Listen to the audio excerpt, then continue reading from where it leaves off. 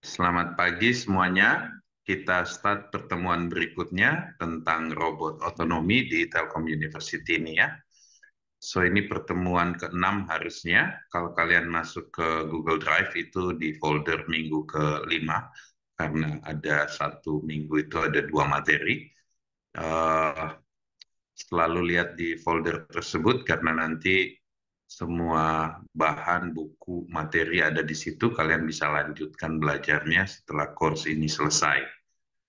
Juga perlu cek di akademik kapan jadwal UTS supaya kita nggak telat karena harusnya minggu depan libur Lebaran ya. Tapi setelah itu mungkin ada 1 kali kuliah. Setelah itu kita masuk ke ujian UTS.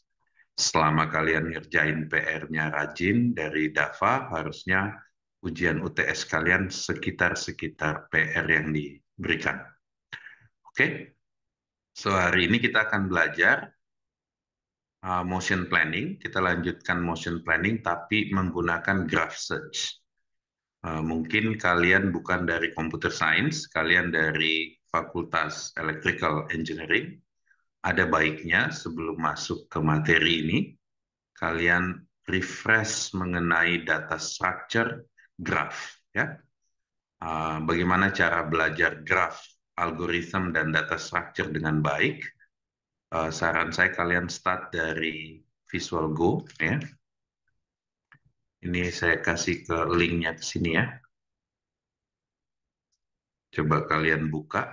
Kalian bisa pakai bahasa Indonesia juga karena yang buat ini adalah Profesor Stephen Lim di NUS kalau nggak salah. Dia orang Indonesia.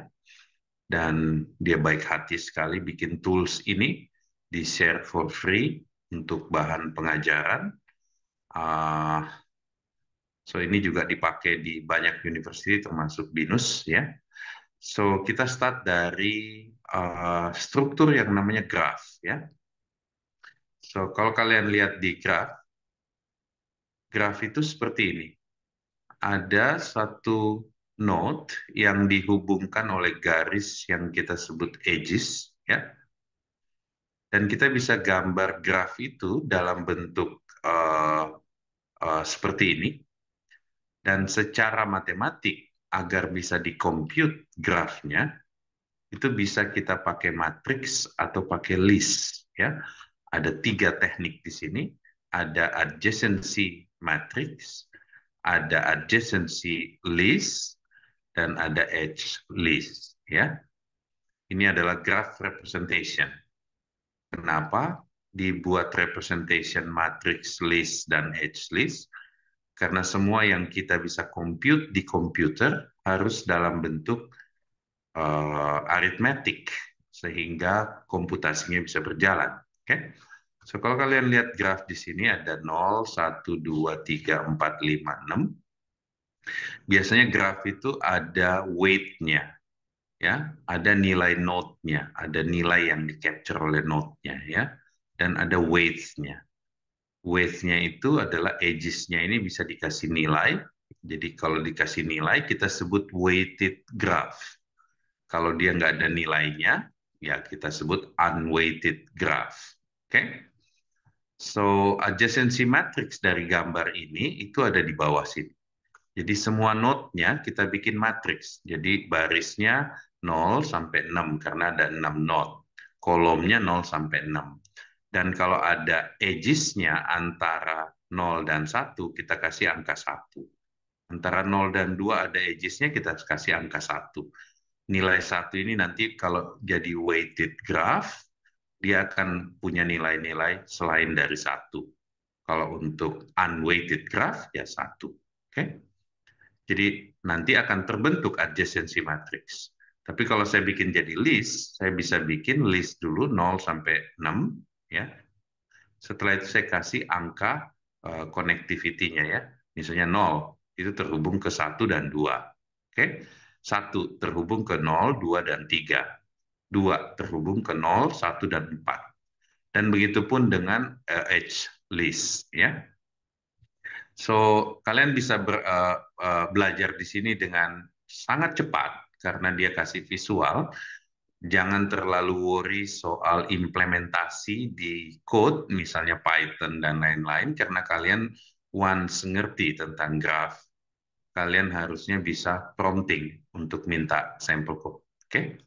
So, awalnya kalian belajar dulu simple graph, terus terminologi, ya. Ada beberapa terminologi yang harus kalian pelajarin. Misalnya di sini undirected, unweighted. Jadi nggak ada direction, nggak ada weight, ya. Tapi juga ada yang undirected, unweight, tapi dengan panjang tertentu. Oke? Ya, sebaiknya kalian nanti mungkin dengan Dava kalian bisa belajar lanjut ini ya, supaya kalian bisa refresh, kalian punya knowledge tentang graph ya. So biasanya dari data, kalau di robotik kita akan bentuk grafnya, dan di grafnya itu ada constraint-nya ya. Kita make sure bahwa robotnya bisa bisa mencari motion planning-nya di dalam graph ya. Nah, sebelum kalian bisa memanfaatkan dengan baik graph algorithm kayak Dijkstra atau shortest path dan lain-lain, kalian harus mengerti graph, data structure, dan basic algorithm. Nah, di tools ini nanti kalian bisa, mungkin setelah Lebaran, kalian bisa spend waktu lebih banyak prompting code dari sini ya. Apa yang penting di graph ya? Pertama, setelah data masuk ke graph structure, pasti kalian harus navigate ke dalamnya atau berjalan di dalamnya. Ada algoritma yang disebut breadth first search dan depth first search. Itu adalah bagaimana graph kita berjalan di dalam graph, gitu ya. Ini dicontohkan, misalnya grafnya seperti ini, apa potensial path kita di dalamnya. Oke, so kalian perlu untuk refresh lagi di Visual Go ini supaya pada saat kalian ketemu library yang menunjukkan traversal atau berjalan ke dalam graf, kalian tidak bingung ya. Karena graph library untuk motion planning itu banyak. Oke. Cuman kalau kalian tidak tahu basicnya, nanti akan bingung sendiri. Oke, jadi graph traversal harus juga kalian pelajarin. Oke, selain graph traversal apa? Algoritma yang banyak dikembangkan di graph, salah satunya adalah minimum spanning tree. Oke, jadi kalau saya punya graph, ya, baik dia directed, weighted atau weighted graph mostly ya, dia cari di mana jalur sehingga saya bisa dapat spanning tree yang paling minimum weight-nya. Oke, jadi algoritma ini bekerja mencari lintasan yang paling minimum weight-nya. Ingat, kalau weighted graph, dia ada weight-nya di dalam edges-nya ya. Oke, ada banyak algoritma di sini, misalnya yang terkenal, Kruskal algorithm. Oke, ini ada pseudocode-nya, bagaimana Kruskal bekerja. Juga ada Prim's algorithm. Ya, masing-masing algoritma ada karakteristiknya, ada kompleksitinya. Kadang kita pakai Kruskal, kadang kita pakai Prim algorithm. Oke, selanjutnya ada shortest path. Oke, so shortest path ini adalah given directed weighted graph. Jadi ada panahnya nih ya. Jadi 0 bergerak ke 1 dulu, baru dia kedua, baru ketiga, dan ada weight-nya. Shortest path problem ini very well known problem di computer science ya. Jadi kalau saya given directed dan weighted graph, cari lintasan yang paling murah biayanya ya.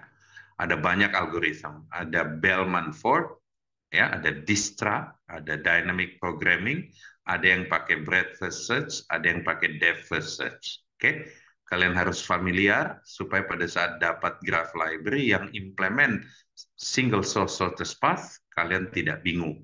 Oke, next ada yang kita sebut cycle finding. So cycle finding, given a graph ya, cari lintasan yang bentuknya muter ya. So di sini ada banyak algoritma yang bisa kalian pilih, tapi mostly pakai Floyd Tortoise Hare cycle finding ya.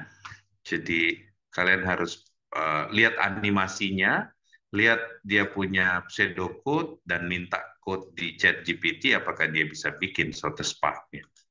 Kalian bisa bilang ke ChatGPT, coba bikin data sintetik untuk graph dan implement misalnya algoritma yang kalian butuhkan. Oke, so untuk belajar robotik dengan baik supaya kalian bisa ngikutin, at least kalian ngerti graph data structure, graph traversal, minimum spanning tree, sorted spot, cycle finding, dan graph matching. Ya, mungkin kalau kalian mau graph matching dan network flow, ini another algorithm. Ya, juga ada traveling salesman problem. Ya, traveling salesman problem ini juga terkenal sekali sebagai NP problem. Apa itu NP problem? NP problem adalah masalah yang kita belum tahu solusi optimalnya. Ya, jadi tidak ada yang bisa klaim bahwa solusi saya itu yang paling optimal. Ya, jadi bisa pakai brute force, bisa pakai dynamic programming, approximation, dan lain-lain. NP problem biasanya problem yang kompleks, yang belum bisa kita klaim bahwa ada the best solution atau solusi yang trivial. Jadi pasti ada banyak case, ada banyak konfigurasi, dan ada banyak solusi atau approach. Ya, so saya jadikan PR buat kalian refresh mengenai graph ya, supaya kalian bisa ikutin ceritanya orang-orang di Stanford untuk masalah graph search method. Oke, graph search method akan berhubungan dengan Dijkstra algorithm atau algoritma-algoritma lain yang nanti akan kalian lihat di course ini. Oke, sebagai prerequisites, saya pengen kalian bisa kenal graph data structure, graph algorithm kayak misalnya traversal algorithm, sorted path, cycle finding, traveling salesman, graph matching, network flow, dan lain-lain yang ada di Visual Go. Itu saya jadikan homework untuk kalian prompting ke ChatGPT, minta code-nya, supaya waktu kalian implement graph search method untuk motion planning, intuisi kalian jalan. Oke, saya lanjutkan. So, graph algorithm mungkin 50 tahun terakhir sudah common ya. Jadi kita udah kenal Dijkstra, Bellman-Ford, Floyd algorithm, dan Kruskal untuk masing-masing task yang ada di graph. Itu sudah well-known solution. Nah, untuk ke robotik, gimana kita implement graph algorithm atau graph search algorithm supaya kita bisa cari lintasan atau motion plan yang paling optimal. Oke, so di robotika selalu balik ke gambar ini ya. Gambar ini dari awal kita ulang-ulangin terus ya, bahwa robot harus bisa melihat, harus bisa berpikir, thinking, dan acting ya. Thinkingnya pasti bukan thinking kayak kita yang bias, thinkingnya harus algoritmik, bahwa robotnya itu bekerja sesuai algoritma yang kita build ya. Jadi jangan sampai dia tidak think based on algorithm, nanti robotnya bisa melakukan hal-hal yang berbahaya justru. Misalnya kalau kalian punya robot humanoid, kita suruh dia ngerjain sesuatu, kalau dia ngerjain sesuatu tidak sesuai algoritma yang kita desain, itu sangat berbahaya ya. So basic building block dari robotika ya pasti ada localization dan mapping, biasa kita sebut SLAM algorithm. Kalau robotnya kita lepas, dia bisa nggak memetakan environment-nya secara simultan, melihat lokasinya atau localization, dan membangun peta terhadap mengenai lingkungannya. Ya, biasanya dia harus punya sensing, dia extract information, dia build map, dan setelah itu dia bisa melakukan decision making dan motion planning. Ya, biasanya terdiri dari bikin trajectory dan trajectory execution plan-nya. Semuanya diimplement dengan algoritma, sehingga kalian butuh library-library, SDK-SDK untuk bisa membantu implementasinya. Oke? Karena kita belum punya robot yang real dalam course ini, ya, sebaiknya kalian pakai Webots untuk simulate digital twin dari case-case yang kalian kerjain. Oke? Oke, so motion planning.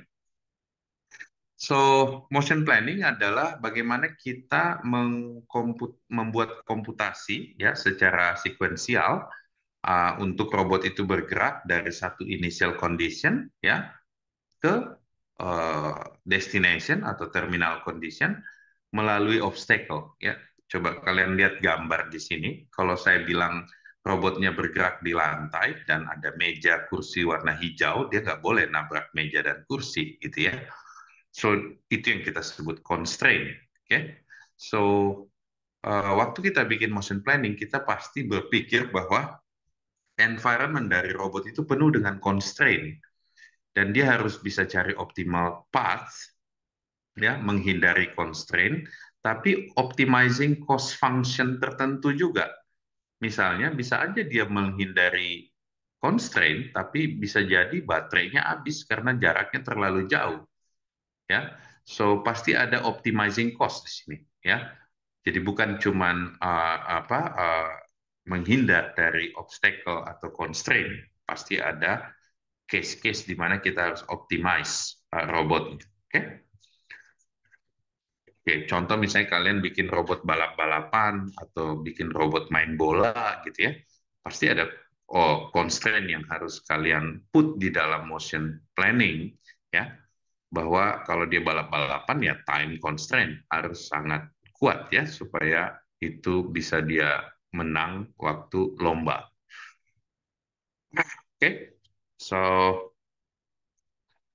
graph tentu saja alternatif yang menarik karena ini udah banyak algoritmanya di Visual Go tadi, banyak non algorithm di graph yang bisa kita aplikasikan ke robotika kalau kita bisa memahami graph algorithm tersebut ya, dan kita bisa menerjemahkan case kita ke dalam graph search problem. Oke? Kenapa pakai graph search problem? Karena banyak solusi-solusi graph search yang sudah available sehingga kita bisa implementasikan. Oke? So, ini contoh misalnya ada gambar seperti ada robot, di sini juga ada banyak contoh ya, kalian bisa lihat contoh-contoh di sini. Ada saya kasih link. Oke.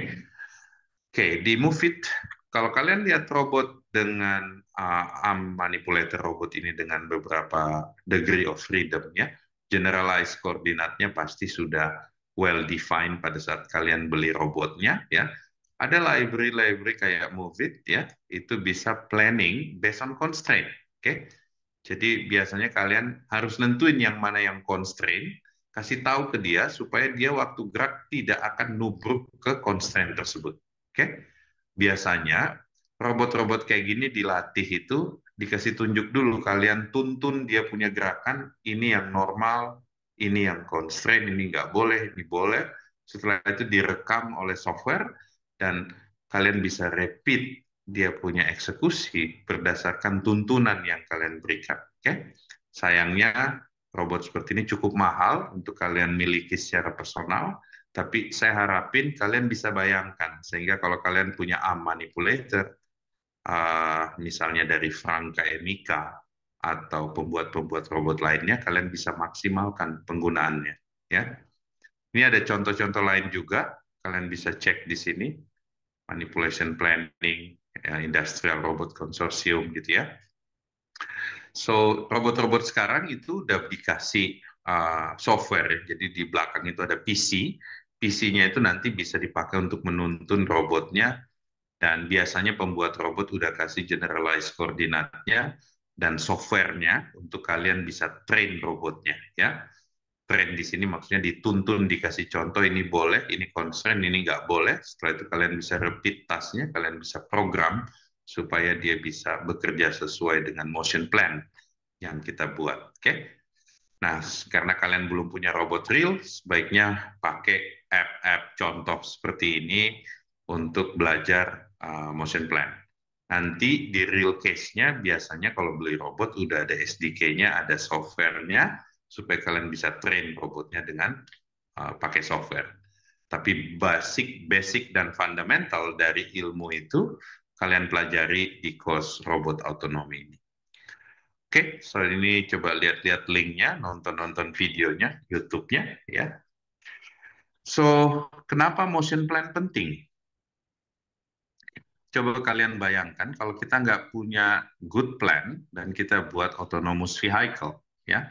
Seperti kalian dengar orang-orang di Indonesia pengen bikin EV, ya, electronic vehicle, autonomous vehicle. Bayangkan kalau dia nabrak, atau dia jatuh ke jurang, atau dia jatuh dari jembatan, atau misalnya robot-robot humanoid, kalau tiba-tiba misalnya dia tidak sesuai dengan motion plan, dia melakukan kegiatan yang berbahaya. Atau mungkin surgery robot, robot-robot untuk melakukan operasi di kedokteran. Tapi robot motion, once kalian understand, ini sebenarnya bisa di makro, bisa di mikro. Bagaimana protein berinteraksi, berikatan, atau folding, itu juga robotic motion yang dipelajari dengan algoritma yang mirip, ya. Anggap bahwa protein, gambar protein di situ, itu punya generalized coordinate. Maka pasti dia ada satu logic yang dipakai di dalam gerakan-gerakannya, sehingga dia bisa berikatan dengan protein lainnya. So, ilmu tentang motion plan ini ada everywhere, dari molecular level ya sampai astronomical level yang di fisika, ya. Dan ini penting sekali untuk kita pelajari, dan basisnya adalah graph yang algoritma. Oke. So, just history bahwa awalnya problem ini dipelajari formally di define tahun 1970 bahwa motion plan bisa kita develop dengan graph. Oke.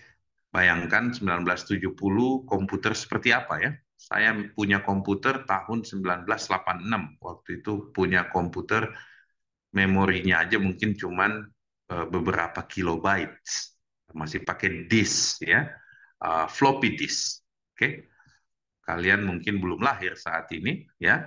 Jadi sampling based method itu start di 1990, yang sebelumnya orang pakai kombinatorial, ya. Kombinatorial matematik waktu itu cukup terkenal, ya. Nah, setelah itu masuk probabilistik matematik. Nah, ini pakai sampling. Real time system start tahun 2000. Ya, sekarang orang risetnya adalah bagaimana pakai logical constraint, ya. Jadi implement secara paralel menggunakan probabilistik algoritma, ya. Historinya cukup panjang, oke. Okay? Dulu orang bilang robot itu harus diperlakukan secara deterministik, bahwa kita udah determine atau tentukan dulu gerakannya, nanti dia harus ngikutin. Tapi sekarang orang berpikir bahwa robot itu harus probabilistic based, ya, karena deterministik pasti agak sulit untuk kita define semua constraint. Oke. Oke, ini di contoh sederhana, kalian misalnya dikasih simple setup seperti ini. Ada two-dimensional workspace, ya. Robotnya itu rigid polygon. Oke. Problemnya dari initial placement dari robot, compute secara gradual gimana dia bisa bergerak tanpa menyentuh dia punya obstacle region. Oke. So, biasanya soal-soalnya dikasih seperti ini supaya kalian bisa berlatih implementasi algoritma, ya. So, problem dari sini biasanya harus ditransfer menjadi satu bentuk numerik, ya, yang bisa kita compute. So, bagaimana bentuk numerik dari problem seperti tadi? Ada yang pakai potential field. Oke. Jadi dia bikin gaya-gaya, ya, harus belajar fisika bahwa suatu gaya pasti ada potential field-nya, ya. Dan dia pakai model potential field supaya dia bisa modelkan gaya-gaya yang menggerakkan robot tersebut. Ini tahun 92. Ada yang pakai grid, ya. Nah, ini menarik. Ini yang kita akan fokus hari ini, bahwa dia discretize problemnya jadi grid. Oke, ingat tadi adjacency matrix di dalam graph. Setelah dia discretize, bagaimana dia running graph search algorithm seperti Dijkstra untuk mencari di dalam ruang pencarian graph, bentuknya graph, mencari optimal path. Oke. Ada juga yang start mentranslate ini menjadi combinatorial planning, ya, dia construct structure dalam konfigurasi space, oke, dia sebut C space, ya, dan di situ dia plan. Ada juga yang pakai sampling based dengan probabilistic algorithm, pakai collision detection algorithm, ya, tahun 96. Jadi banyak cara orang attack problem itu. Hari ini kita akan coba lihat graph based approach. So kalau saya punya bentuk environment seperti ini, kita discretize, ya, berdasarkan step dari robotnya, ya. Kita discretize continuous word-nya menjadi grid. Oke, tiap grid cell itu either free atau forbidden. Robot bergerak di adjacent free cell, ya, adjacency matrix tadi, ya, di dalam graph algorithm, bahwa dia harus bergerak di free adjacent cell. Goalnya adalah find sequence dari free cells dari titik awal ke titik akhir. Secara matematik, problem ini kita transfer dengan bahasa matematik. Ya, dalam bahasanya kita bilang bahwa path finding dalam discrete graph G, V, vertex-nya dan edges-nya. Ya, vertex-nya menunjukkan free cell, edges-nya menunjukkan koneksi atau adjacency grid cell. Oke, ini yang tadi saya sebut, kalau kalian tidak refresh pengetahuan tentang graph, algorithm, dan data structure, agak sulit kalian ikutin. Oke, so graph search algorithm, biasanya kalian bisa cari banyak di YouTube, ya, contoh-contoh graph search algorithm. Ini hanya contoh dari Dijkstra algorithm, bagaimana dia mencari dalam free adjacency cell, ya. So graph search algorithm itu mencari dengan cara label correcting algorithm. Jadi anggaplah misalnya total biaya dari titik awal Q1 ke titik Q adalah C, fungsi C, parameternya Q, ya. Maka bagaimana caranya kita meminimalkan cost of arrival C? Oke, pasti ada algoritmanya, ya, dan dia pakai Dijkstra algorithm untuk sebagai contoh bagaimana menyelesaikan masalah ini, label correcting algorithm. So pseudocode-nya mungkin seperti ini di gambar ini, bahwa dia remove suatu node Q dari frontier Q, ya, untuk setiap child Q action dan execute step 2. Kalau unit cost C kecil ditambah total cost lebih kecil dari nilai minimum C dan uppernya, ya, dia set sebagai parent, ya. Nah, dari situ dia bisa punya decision making untuk move atau nggak move ke lokasi free cell tersebut. Oke, kalau dia punya frontier Q-nya sudah kosong, ya, dia pakai Q untuk nunjukin bahwa ini nggak ada lagi step berikutnya, maka dia terminate. Pasti ada initialization-nya, kita harus label semua node-nya, cost dari node-nya, supaya ini algoritma bisa jalan. Oke? So, label corrected algorithm itu udah ditemukan dulu, tapi biasanya untuk dia bergerak, dia pasti butuh traversal algorithm. Ingat tadi waktu di Visual Go, cara kita bergerak ke dalam graph itu ada dua cara. Ada depth first search, ada breadth first search, ya. Nah, nanti kita bisa pakai Dijkstra best first, namanya Dijkstra kalau Kalau yang tradisional itu DFS dan BFS ya, misalnya kayak Bellman Ford. Nah, ada cara move yang terbaik, best first namanya, pakai Dijkstra algorithm yang implement greedy algorithm. Oke? So kalian harus punya intuisi apa ini DFS, BFS dan lain-lain. Oke. Mungkin saya kasih intuisinya ya. So anggap titik-titik graf itu sebagai kota, misalnya di Bandung, tempat kalian belajar. Kalian adalah salesman. Saya kasih kalian buku catatan. Coba kunjungin semua warung-warung yang ada di Bandung. Catat, ya, apakah dia menjual produk kita atau enggak. Yang disebut depth first search, kalian bikin stack. Kalian jalan dulu ke ujungnya kota Bandung. Habis itu kalian catat, kalian move balik, kalian catat dalam stack kalian, stack itu data structure, kalian visit satu-satu. Setelah sampai ke ujung, baru kalian balik. Ya, kalau breadth first search, kalian maintain list. Waktu kalian nggak melangkah langsung ke ujungnya kota Bandung, kalian melangkah yang terdekat dulu. Lihat, kalian flag, ini udah kalian kunjungin, toko ini yang kalian kunjungin, kalian ini belum kalian kunjungin, ya. Jadi kalian maintain data structure list, ya. So beda lagi dengan best first karena dia combine secara greedy, ya. Secara greedy, dia select lokasi yang dia mau uh, visit, oke? Okay? So ini sebenarnya teknik traversal untuk nentuin bagaimana robotnya bekerja pada saat melakukan algoritma label correcting ini. Ya, oke. So pasti ada banyak teori di build, ya. Jadi di semua engineering kita nggak akan lepas dari theoretical, ya. Jadi salah persepsi orang kalau misalnya dia bilang teori itu tidak penting, ya.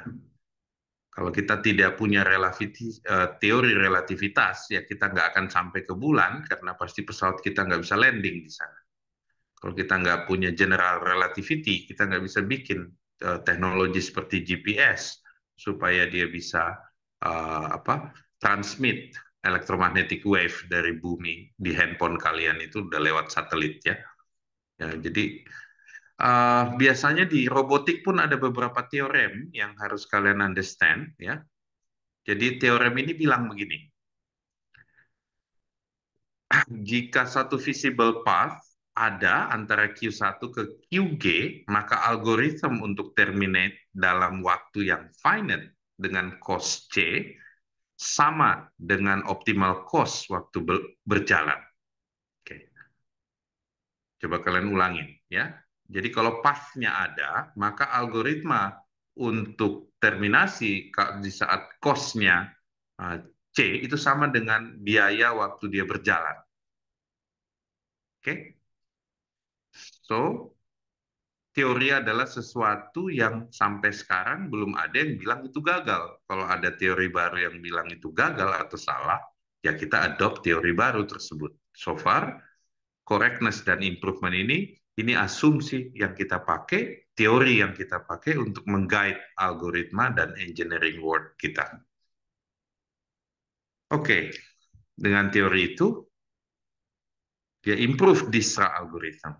Ya, jadi Dijkstra order, jadi waktu dia berjalan traversal, cost of arrival sama dengan ya dia approximate sebagai cost to go. Dan cost to go di dalam Dijkstra bisa dihitung sehingga dengan teorem tadi dia bisa improve Dijkstra algorithm ya untuk bisa bekerja di robotika. Oke. So in summary, grid-based algorithm simple, easy to use, cepat ya. Tapi pasti ada plus minusnya. Secara cons-nya, dia resolution dependent dan tidak digaransi ya bahwa ada solusi yang yang optimal atau small enough. Oke. Dan biasanya cukup simple dan untuk robot-robot simple is okay ya, limited to simple robot. Misalnya robot di gudang, kalian pakai grid search, atau robot di toko, ya. Ah, tapi kalau robotnya udah lebih kompleks, misalnya arm manipulator dengan degree of freedom yang besar, ya agak sulit kita pakai grid base, oke, karena dia akan membentuk graph structure dengan obstacle yang cukup kompleks. Oke, oke. So, bagaimana kalau kita cek lagi apa opsi lain seandainya grid search tidak bisa kita lakukan untuk case robotika kita? Eh, Teknik lain ya, seperti tadi yang di depan, itu adalah kombinatorial teknik. Oke, jadi motion planning, yang continuous motion planning kita jadikan combinatoric problem. Saya kalau dengar kata kombinatorik itu selalu kebayang eh, transistor dan semiconductor 0101 ya, bahwa suatu case kita bisa jadikan kombinatorik, kumpulan dari kombinasi dari 0101 gitu ya. So, di sini juga ada beberapa teknik ya yang kalian bisa pakai di kombinatorik, oke. Okay? Dengan simple setup yang sama bahwa kita punya two-dimensional workspace, kita butuh tentuin bagaimana robotnya bekerja di sini, ya. Dan key point di sini adalah kalau di grid kita discretize menjadi grid dan kita implement graph algorithm. Bagaimana dengan kombinatorik, ya? Uh, Apakah kita bisa define satu configurational space dalam konteks kombinatorik dan kita mencari motion plan-nya di dalam configurational space tersebut. Oke, okay? So configurational space harusnya bisa capture semua degree of freedom. Jadi untuk robot-robot yang lebih kompleks, misalnya arm manipulator dengan degree of freedom yang besar, ya harusnya masih bisa kita define satu configurational space, ya. Setiap kombinasi Q, ya, di sini fungsi dari generalized coordinate xt, xy pada waktu t, dan misalnya robotnya bisa rotate dengan sudut theta, ya, maka kita bisa define satu configuration space atau C space yang menunjukkan space atau ruang itu menunjukkan bahwa di mana robot itu bisa bergerak, gitu ya. So configurational space, once kita dapat, kita bisa define juga obstacle masuk ke dalam configurational space, ya, sehingga terbentuk free space dan forbidden space. Oke, okay? Mirip tadi seperti grid, tapi bedanya ini dia tidak pakai diskritisasi, tapi dia pakai continuous environment dengan cara configurational. Ini hanya contoh, ini misalnya contohnya. Misalnya ada obstacle 1 dan obstacle 2, dan dari free space kita bisa cari bagaimana dia bekerja. Oke? Ini kayaknya animasi, jadi ini configurational space. Oke? Contoh configurational space. Oke. So, pertanyaannya buat kalian pasti, gimana saya transform configurational space? Space yang kalian lihat sehari-hari itu Cartesian koordinat dengan sumbu tegak lurus X, Y, Z. Ya.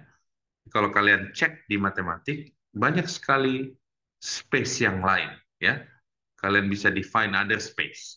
Kalian bisa define space bukan cuma 3 dimensi, kalian bisa bikin X, Y, Z, W. Kalian bisa define banyak space. Ya. So, dia pasti akan menggunakan functional space di mathematics untuk transfer koordinat-koordinat Cartesian menjadi satu configurational space yang berhubungan dengan generalized koordinat, ya.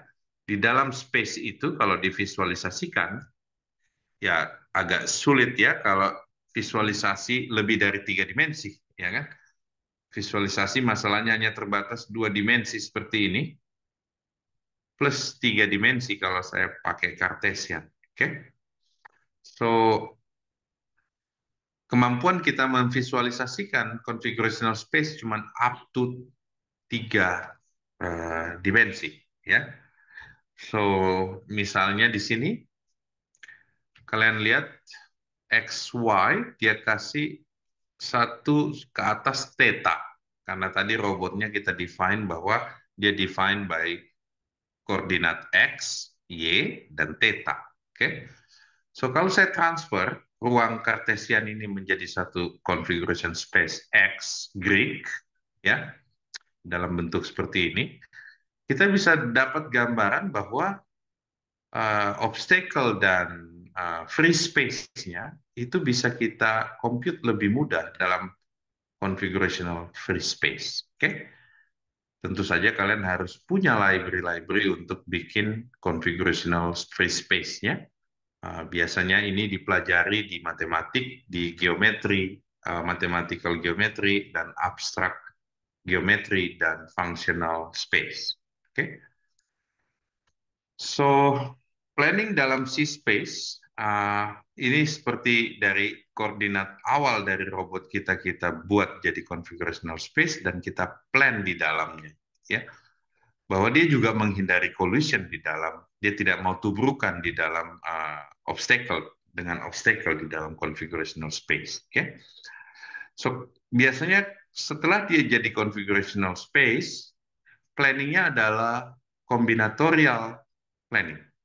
Oke, idenya adalah kalau saya punya new space yang kita sebut configuration space yang terdiri dari obstacle dan free space, compute satu roadmap which is bentuknya mirip kayak graph lagi, ya, dalam C free, ya. Jadi tiap edge akan berjalan di dalam configurational space yang free dan connect semua vertisnya. Jadi setelah dia masuk ke dalam bentuk C-space, bentuk graph di dalamnya, ya. Dan setelah itu kalian bisa pakai graph algorithm untuk cari path-nya. Oke, so free space roadmap ini adalah bagaimana algoritmanya bekerja untuk mengakses apakah ada connectivity atau accessibility dan connect di dalam free space-nya. Biasanya akan didekomposisi, ya, bentuknya ini seperti kayak proses diskretisasi, ya. Setelah itu dia bisa build roadmap-nya di dalam configurational space dan dia bisa pakai graph algorithm di dalam configurational space untuk bisa solve dia punya motion planning. Oke, tentu saja lebih sulit ini dibanding graph algoritma yang berbasis grid yang kita pelajari sebelumnya, tapi ini ada banyak teknik yang berkembang di sini tahun 1990-an sampai sekarang. Kalian bisa lihat misalnya di YouTube, ya, contoh-contoh visualisasi dari C-space, dari koordinat Cartesian dia masukin ke C-space, habis itu dia perform komputasi menggunakan graph algorithm di dalam configurational space, ya. Itu yang disebut sebagai combinatorial planning. Oke, in summary, combinatorial planning di sini kita nggak langsung mendiskretize, ya, tapi kita transform menjadi suatu configurational space. Di dalam configurational space baru kita perform graph algorithm di dalamnya. Oke, pasti ada plus minusnya, ya. Again, ini masih small number of degree of freedom, biasanya spesifik untuk robot-robot tertentu, ya. Agak sulit diimplement karena ada transformasi space, ya. Jadi data strukturnya juga pasti kompleks ini. Kita bisa fokus dulu untuk minggu ini ke grid-based search. Tugas kalian harus nyari contoh-contoh grid-based search di YouTube, ya. Nggak usah yang kombinatorik karena itu memang cukup sulit, library-nya juga nggak banyak. Cari aja yang graph-based search di YouTube, belajar dengan Dava supaya kalian bisa implement hal-hal menarik yang berbasis grid-based search. Minggu depan kita lihat yang sampling-based planning teknik, probabilistic sampling, uh, sebagai kelanjutan. Cuman minggu depan mungkin ada libur Lebaran, jadi mungkin kita balik lagi setelah Lebaran. Oke? So, fokus di graph search method dengan motion planning, sama latihan banyak contoh-contoh dari yang diberikan Dava, supaya kalian kebayang nanti in real case, pada saat ada robot, kalian bisa memanipulate SDK-nya dengan SDK-nya dan bisa bekerja sebagai robot engineer. Oke, ada pertanyaan sebelum saya hand over ke Dava?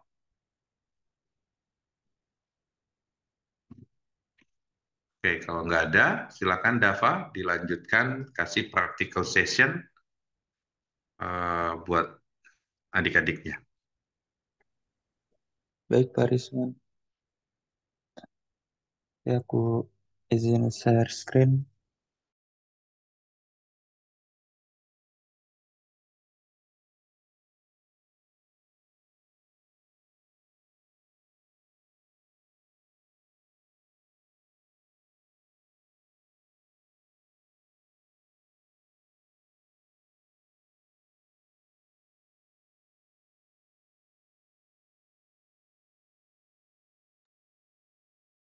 Oke, di sesi praktik pertemuan kelas hari ini kita masih di motion planning. Jadi kita buka Ubuntu Linux-nya di virtual machine. Kemudian kita bisa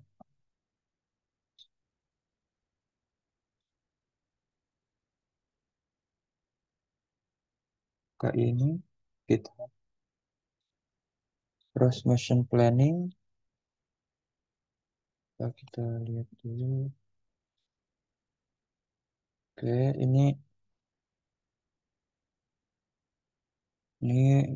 cross motion planning di GitHub. Nah,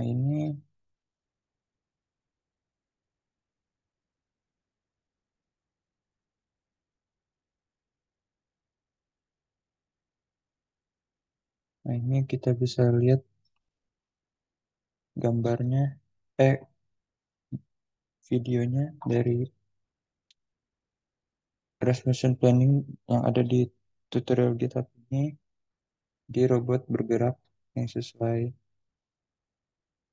arahan yang udah diberikan sesuai source code yang dibuat.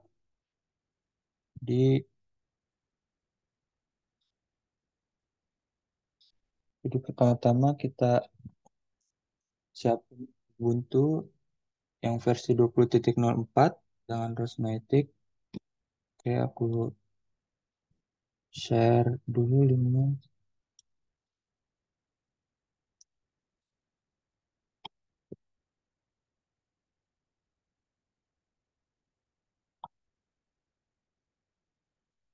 Ini bisa kalian akses.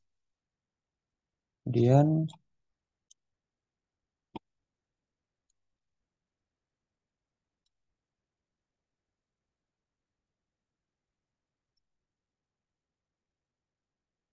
kita mulai pertama-tama install Git-nya. Paket install Git ke terminal. Paste.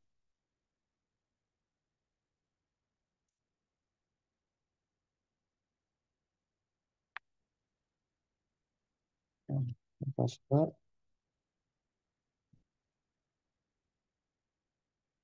Oke, tunggu prosesnya sampai selesai.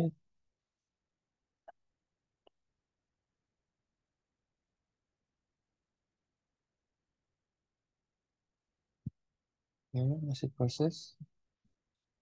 Kalau udah, kemudian kalau udah ini copy paste install dependensinya, kita langsung kupas ke terminal.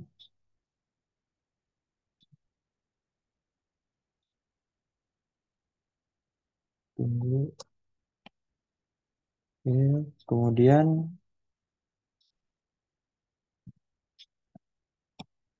instrumen selanjutnya bisa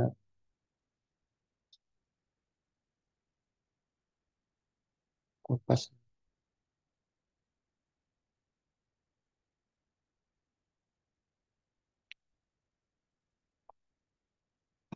Tunggu prosesnya sampai selesai.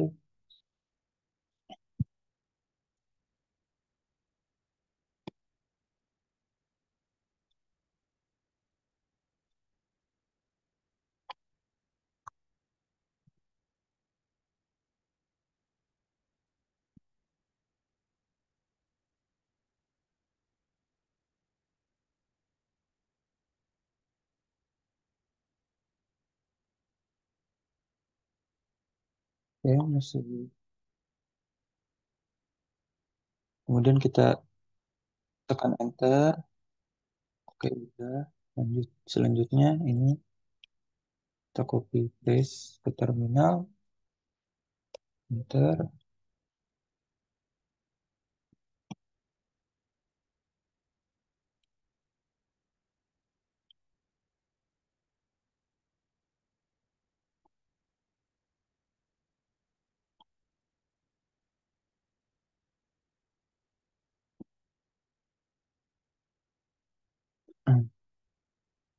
Oke, udah.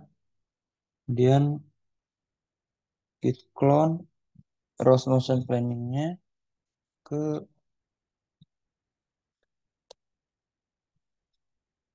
ke penyimpanan kita.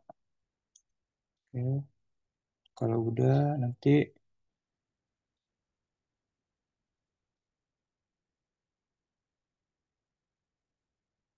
kalau udah di download nanti ini di sini di home ini foldernya.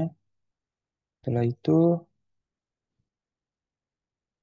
kita compile code-nya, kita masuk dulu cd rose ini, kemudian masukin enter.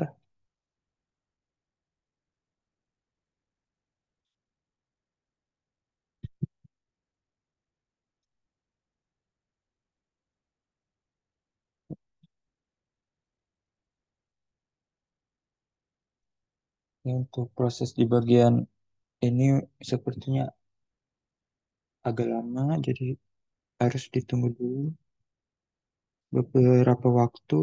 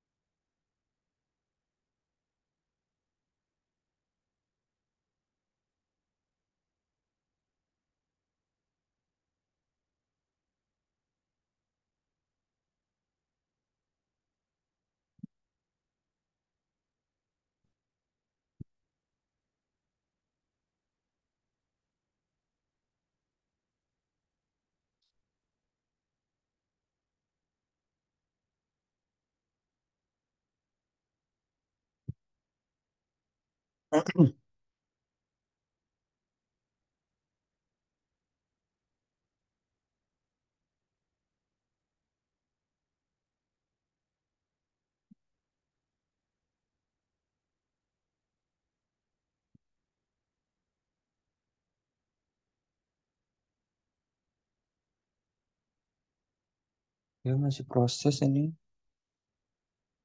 Hmm.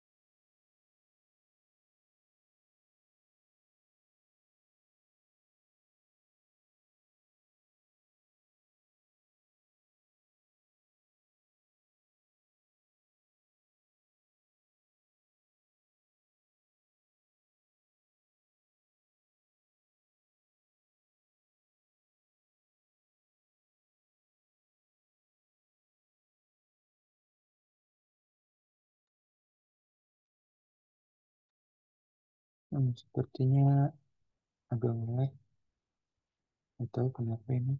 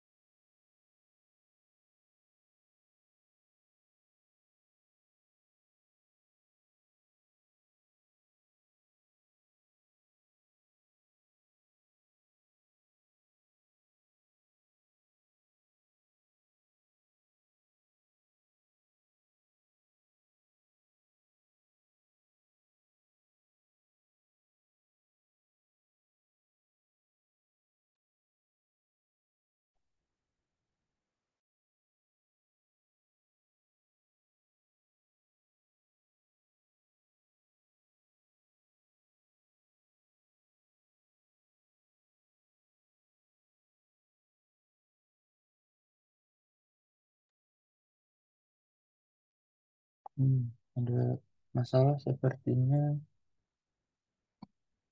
tidak,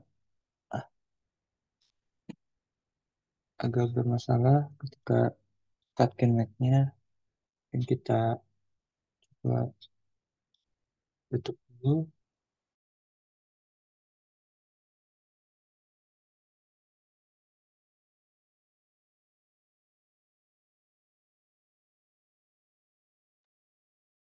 Kita coba di comment prompt.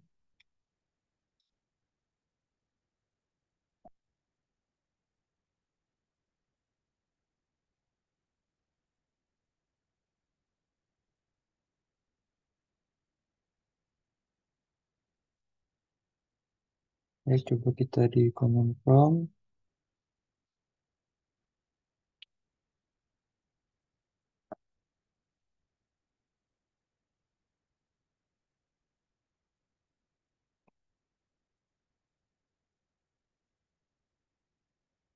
Kita masuk tadi cut connect.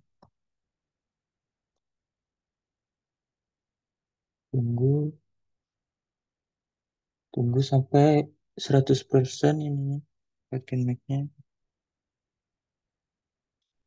Oke, udah berhasil. Kemudian kita eksekusi kode.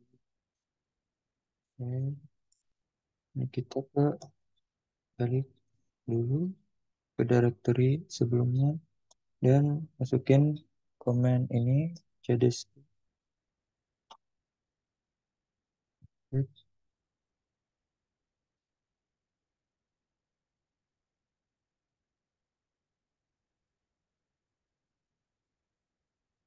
Bentar. Oke, seperti ini. Tuh, setelah ini kita tunggu. Nah, ini sedang proses menampilkan gazebo-nya, aplikasi gazebo.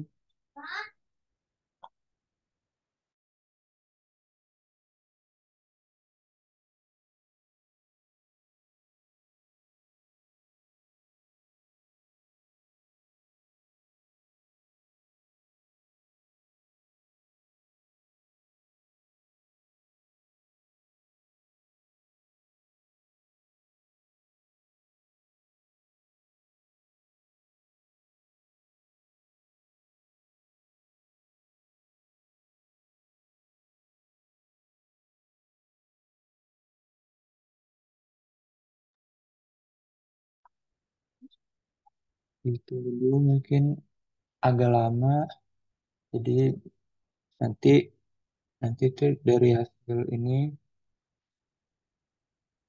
outputnya akan tampil seperti ini. Bisa lihat di chat Zoom. Nah, gambar ini akan tampil. Nah, jadi kita ke simulasi selanjutnya.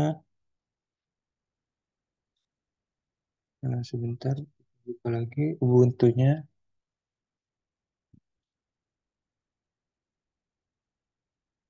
Ya, untuk simulasi selanjutnya kita mau uh, simulasi robot dengan ROS dan gazebo. Jadi untuk persyaratan tekniknya agar ini simulasinya berjalan pakai Ubuntu versi 20.04 Cosmetic. Oke, kita share screen. Lalu share screen Ubuntu lagi. Ubuntu.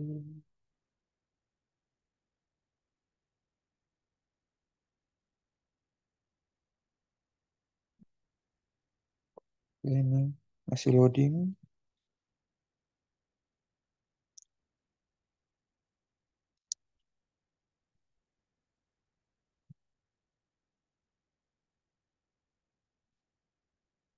Oke, kita mau simulasi robot robot roda diferensial di gazebo. Jadi kita dulu.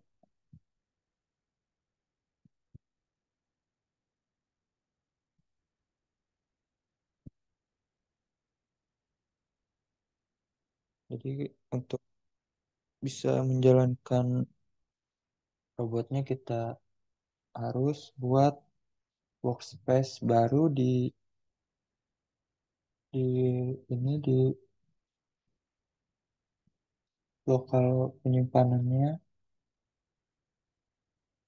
Nanti kita git clone source folder dan file dari robotnya, lalu dipindahkan ke repository workspace yang udah buat.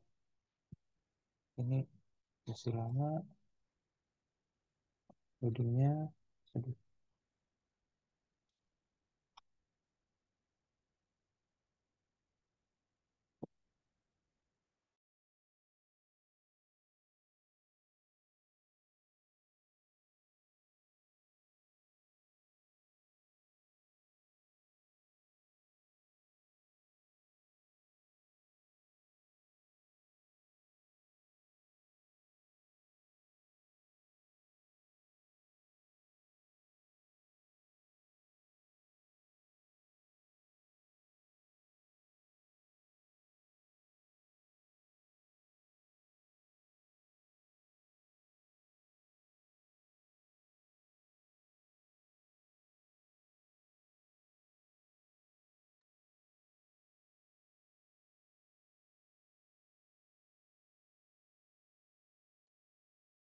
Maaf, ada kendala.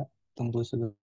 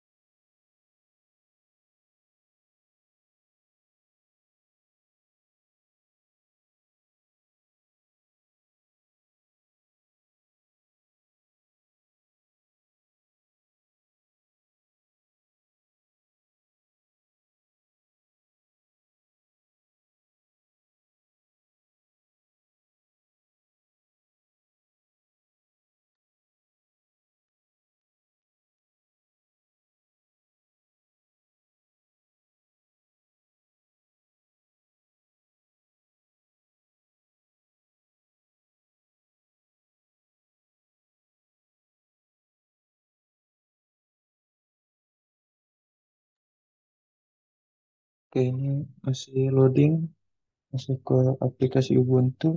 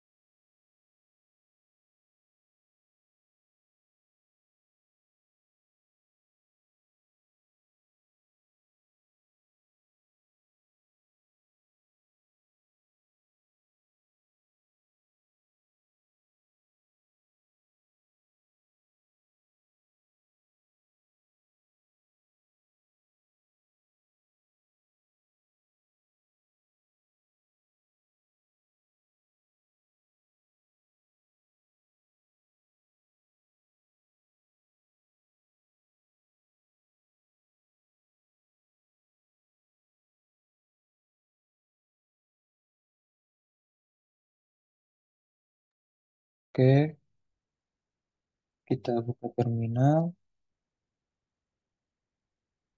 Nanti pertama kita buat eh, directory baru,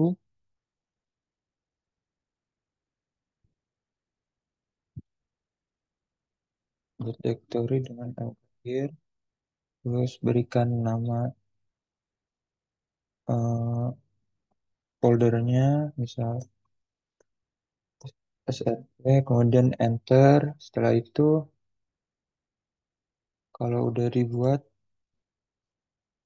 nanti akan muncul foldernya di bagian home. Ini udah aku buat. Ini setelah itu aku bisa masuk ke yang foldernya seperti ini, jadi .ps. Kemudian eh, untuk git clone repositorinya kita ke git. Aku share ininya, linknya, sebentar. Link GitHub-nya. Jadi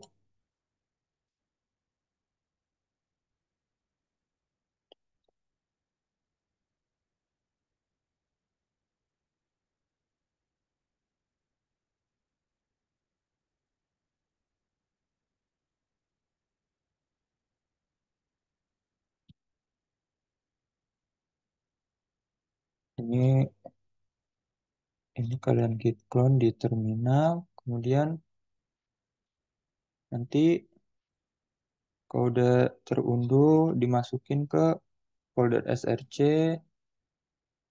Terus ini ada di sini. Nah ini setelah itu kita bisa coba running robotnya dengan perintah line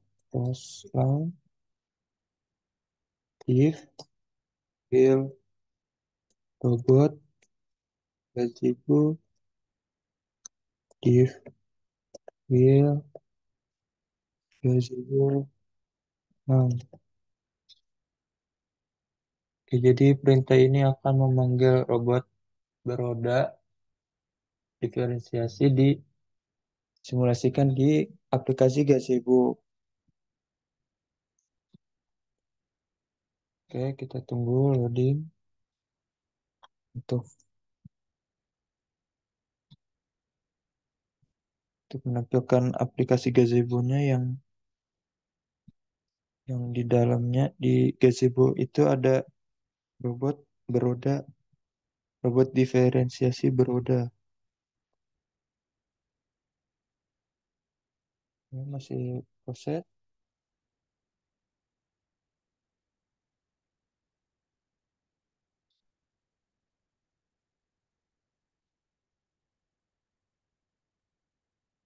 Oke, udah muncul gazebo-nya. Nah, jadi ini bentuk robotnya ya. Robotnya kecil, punya roda dua. Nanti kalau untuk menggerakkan robotnya itu kita harus masukin perintah lagi di terminal. Dibuat buka terminal baru. Kemudian kalau ingin menggerakkan robotnya kita bisa bisa masukin perintah komen launch di wheel robot gazebo if wheel gazebo for launch. Oke, kita tunggu. Semoga bisa.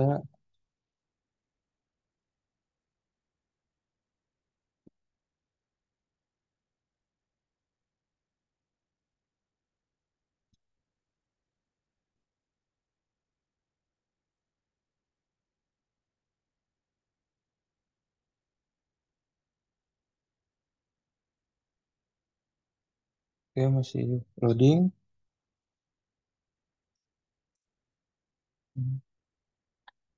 Agak lama karena berat proses simulasinya. Hmm,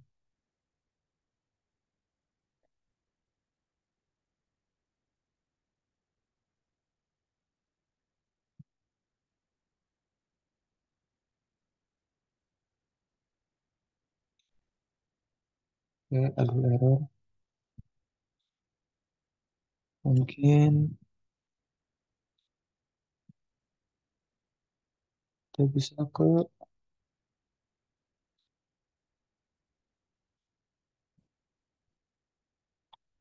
kita bisa menampilkan Arvis untuk visualisasi robot dan laser data. Oke,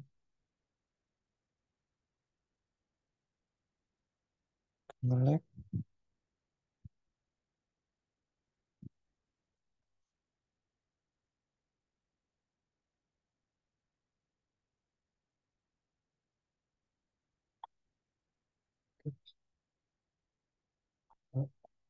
Terus dan Arvis ini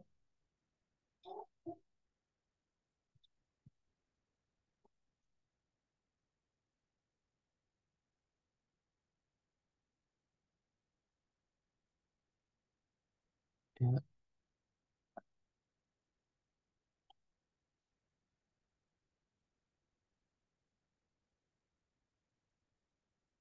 Arvis. Oke. Nah, ini akan menampilkan aplikasi Arvis.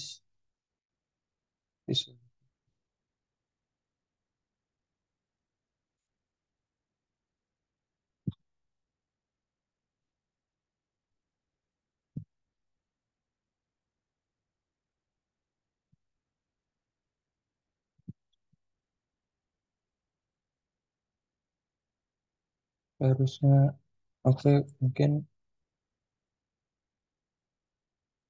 untuk menangkap kita bisa add. Setelah itu beli robot model. Nah, ini robotnya ya robot roda diferensiasi. Oke, mungkin lanjut kita lanjut ke simulasi selanjutnya. Kita tutup. Ya. Terus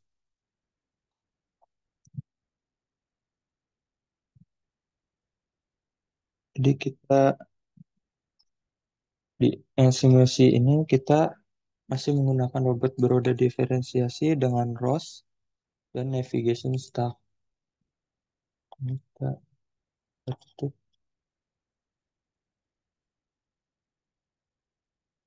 Ini kita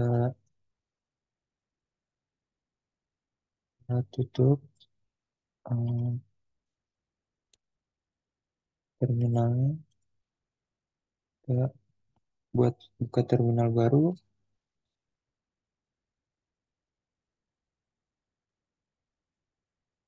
Nah, kita berhentikan semua.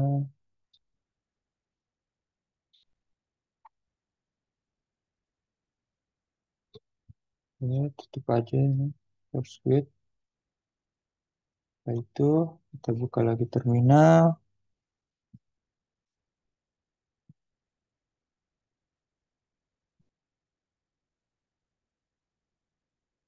Nah, di simulasi ini juga sama, kita harus git clone lagi ya, eh, source robotnya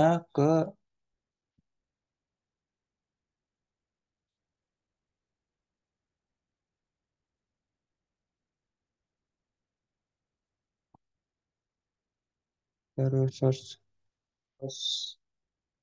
git clone source robot ke repository workspace kita yang udah dibuat tadi. Hmm, lagi melek, lagi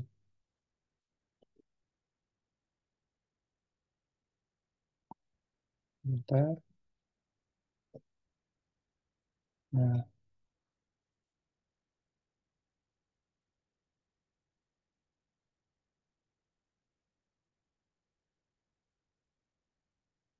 cd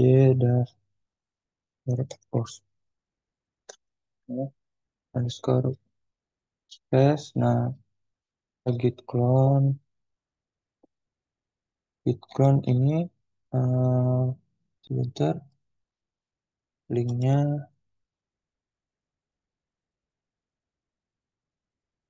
nanti. Git clone ini kita git clone ke workspace kita. Setelah itu kalau udah di git clone, masukin ke folder src. Nah, ini yang udah aku pindahin. Setelah itu eh, step selanjutnya kita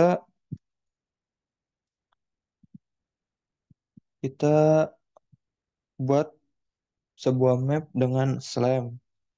Nah, SLAM. Nah, itu singkatan dari Simultaneous Localization and Mapping.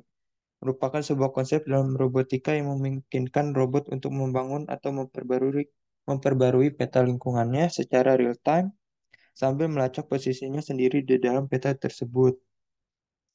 Nah, pertama-tama kita buat mapnya. Kita pertama-tama untuk bangun petanya kita harus install navigation stack secara terpisah. Nah, di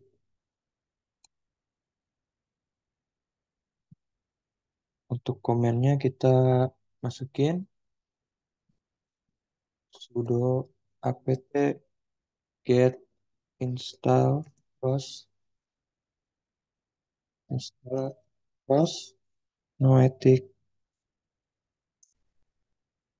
noetic navigation, enter.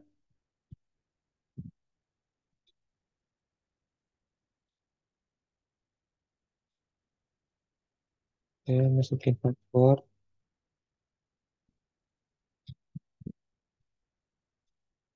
Oke, tunggu proses installnya.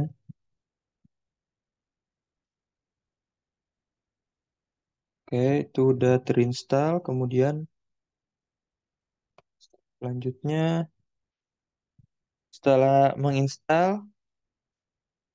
nah jadi ini apa, sudah apt-get install ROS Noetic Navigation itu untuk menginstal paket ROS Noetic Navigation pada Ubuntu dengan ROS Noetic. Paket di dalam paket ini menyediakan perangkat lunak untuk navigasi robot, termasuk pemetaan, perencanaan jalur, dan kontrol gerak robot.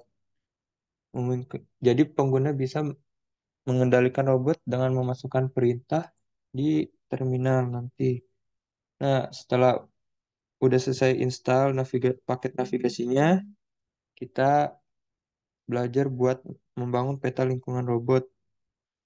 Nah, robot yang dipakai itu robot roda diferensial. Nah, robot ini memenuhi persyaratan dari navigation start. Nah, sebelum itu kita harus install Gmapping. Kita masukin command sudo apt-get install ROS matic mapping ini enter.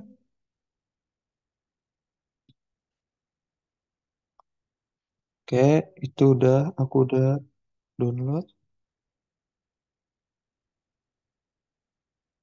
Setelah itu kita bisa running slam dengan robot beroda diferensial. Nah, pertama untuk melakukan simulasinya kita masukin ROS launch, kemudian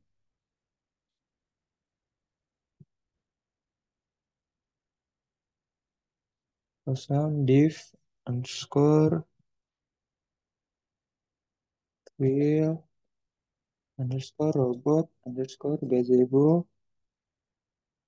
spasi div wheel gazebo underscore full launch. Ini akan menampilkan aplikasi gazebo dengan robot beroda diferensial. Ya, kita tunggu gazebo-nya sampai muncul.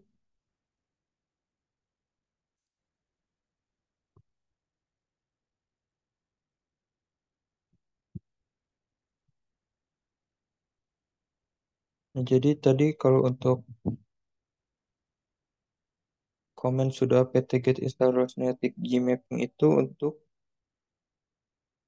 menginstal paket Gmapping yang digunakan sebagai algoritma pemetaan SLAM untuk membuat peta lingkungan di dua dimensi dari data sensor. Ini bisa kita, nah ini tampil sudah muncul gazebo-nya.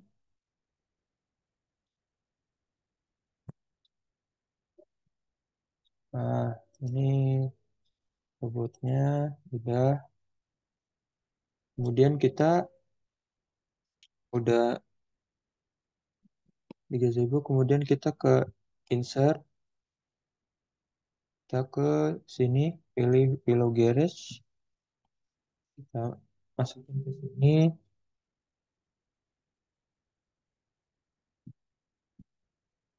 Oke, kita lihat kalau laptopnya nggak kuat akan muncul atau seperti tadi force quit karena lumayan berat ini. Nah, jadi ini sebuah map, sebuah denah, sebuah tempat itu kita taruh di sini. Kita harusnya taruh di sini dekat ke robotnya. Nah,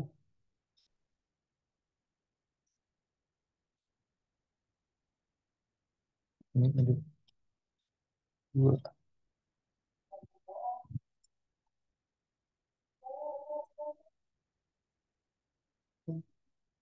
Kita coba geser. Ini digeser ke kiri. Ini karena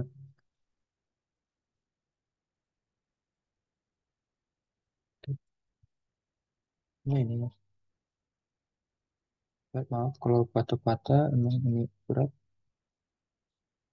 untuk memproses tampilannya.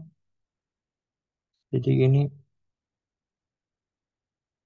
pintu ininya, pintu bangunannya kita taruh pas di depan si robot beroda diferensial ini.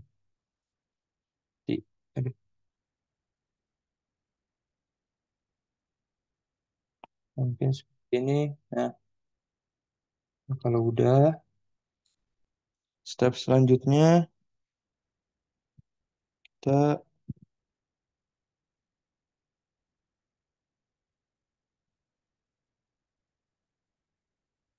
setelah sudah dimasukin, kita bisa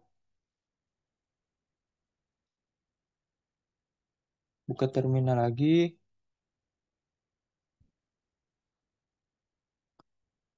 buat buka terminal baru.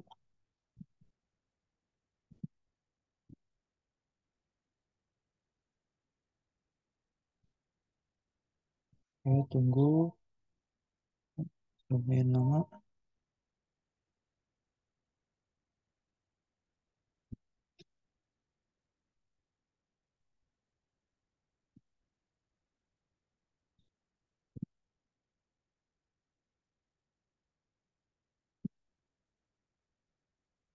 Nah, scanner Roach Launch, div, restore wheel, robot, gazebo,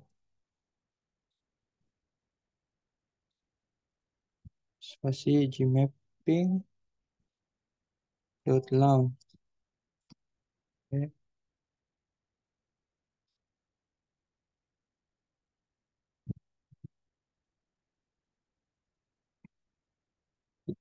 buka terminal baru lagi. Nah, masukkan perintah Roach Launch div wheel robot control keyboard. Nah, ini kita bisa kontrol robotnya menggunakan keyboard. Jadi kita pencet suatu huruf di keyboard, nanti robotnya akan bergerak, bergerak maju, mundur, belok sesuai dengan perintah yang kita berikan. Belok, belok, launch, ter,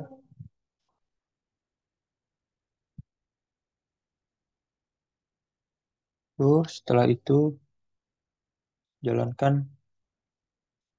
Yang terakhir kita buka aplikasi Arvis.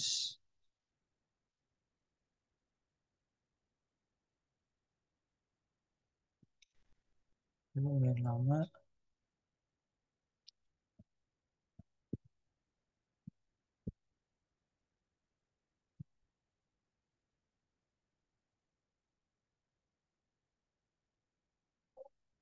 Arvis.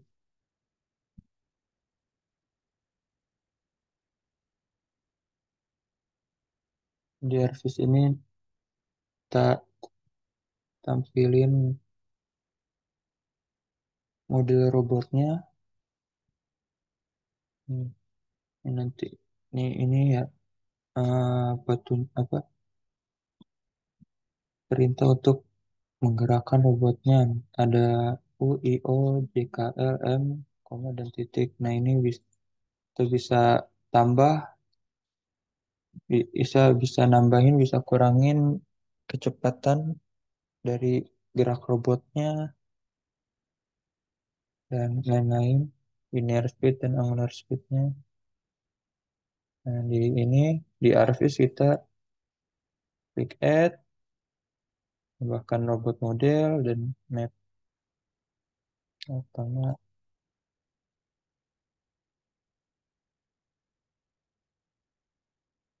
model robot. Nah, robot model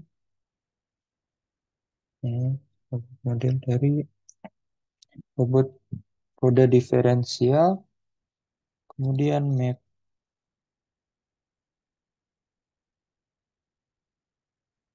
Ya, harusnya kayak muncul map-map gitu di kotak-kotak ini di sekitar robotnya kayak sensor gitu.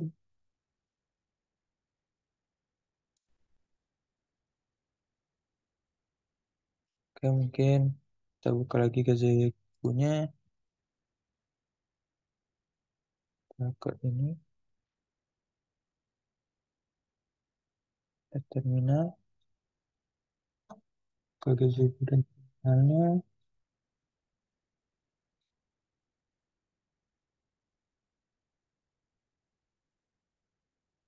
Untuk dekat dulu robotnya, robot berudanya.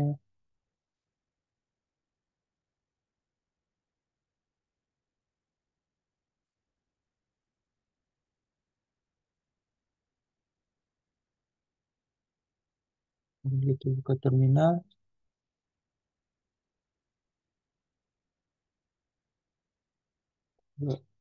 kita geser,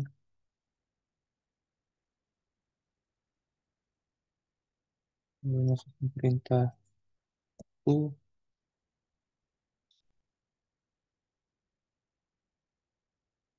Oke, nah robotnya bergerak ya. Tapi ini,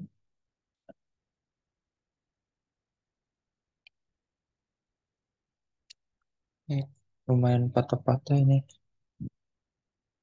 Tuh, simulasinya kita ketik C, K.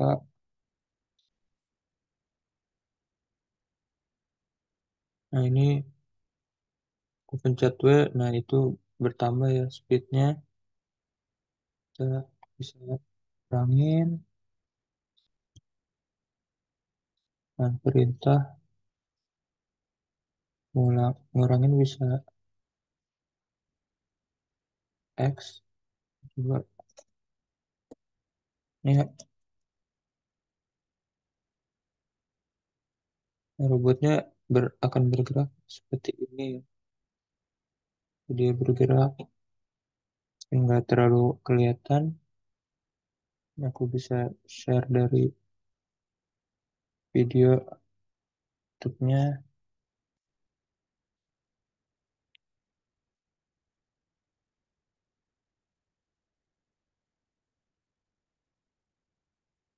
Nanti tuh hasilnya akan seperti ini.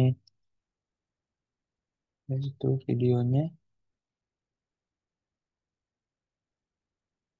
Jadi robot bisa bergerak sesuai dengan perintah yang kita berikan di terminalnya. Bisa maju, mundur, belok, kanan. Nah, kalau yang di video itu dia robotnya jalan ke dalam, bisa belok kiri, belok kanan, ke dalam apa sebuah bangunan ini. Jadi dia jalan ke mengitari jalan ini. Bisa itu untuk simulasinya. Oke, karena waktunya sudah habis, kita cukupkan kelas hari ini. Terima kasih yang sudah hadir dan memperhatikan kelas. Kurang lebihnya mohon maaf. Wassalamualaikum warahmatullahi wabarakatuh.